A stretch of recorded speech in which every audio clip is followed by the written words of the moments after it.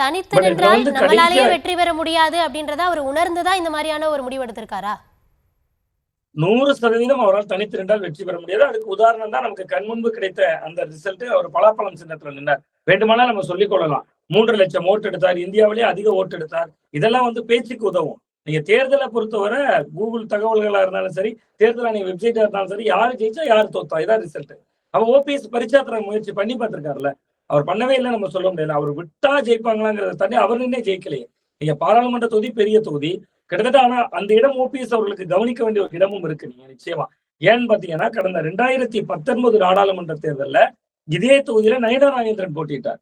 அவரை விட அதிமுகங்கிற அலைன்ஸே இல்லாம, அதிமுக சப்போர்ட்டே இல்லாம ஒரு பலாப்பழ சின்னத்துல, செக்கப்பழ சின்னத்துல கிட்டத்தட்ட நயனா நாகேந்திரன் அவர்கள் எடுத்த ஓட்டை விட 60 ஓட்டு கூட எடுத்தார் இவர். நீங்க அந்த 19ஓட முடிவையும் 24 முடிவையும் எடுத்தீங்கன்னா 60 ஓட்டு கூட எடுத்தார். பட் எலெக்ஷனை பொறுத்தவரை வெற்றி தோல்வி தானே முக்கியம். அப்ப ஓபிஎஸ் நினைத்திருப்பார், நம்ம தனித்து சுயேட்சையாக களம் கண்டால். கடந்த முறை டிடிவி தினகரன் அவர்கள் போட்டியிட்டார், 21 தொகுதிகளில் வெற்றியை பறித்தார், பெரிய ஸ்பாயிலராக இருந்தார். அதிமுகவோட பலவீனத்துக்கு காரணமாக இருந்தது. பட் ரிசல்ட் என்ன? 2 பேருமே ஜெயிக்கல. சோ அப்ப அவர் அதை உள்வாங்கி இருக்கிறார் ஓ பன்னீர்செல்வம் அவர்கள்.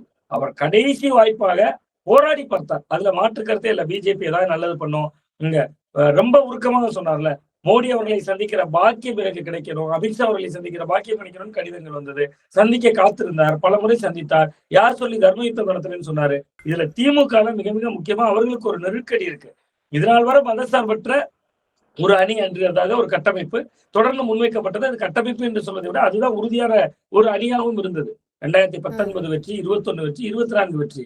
இப்ப நீங்க ஓபிஎஸ் போன்றவர்கள் நேற்று வரைக்கும் பாஜக ஆதரவு நிலைப்பாட்டில் இருந்தவர்கள் இப்பொழுது திமுகவில் ஐக்கியமாக இருக்கிறார்கள் என்பது அந்த அணியின் மீதான, அந்த திமுகவின் மீதான ஒரு மதசார்பற்ற கொள்கை என்பதை விட தேர்தல் ரீதியாக வெற்றியை பதிவு செய்வதில் கொஞ்சம் துள்ளி ஓடுறாங்க. அப்ப ஒரு தேர்தல் காலத்திற்கான திமுகவாக மாறி இருக்கு அப்படிங்கிற அதிருப்தி திமுக தொண்டர்களே சில பேர்கிட்ட இருக்கு. நீங்க புதிதாக வந்தவர்களுக்கெல்லாம் பதவிகள் வழங்கப்பட்டு கொண்டே இருக்கு. திமுகவில் இருந்தவர்கள் 8 பேர், அண்ணா திமுகவில் இருந்தவர்கள் திமுகவில் இன்னைக்கு அமைச்சர்களாக இருக்காங்க. அடுத்து ஓபிஎஸ் வராரு.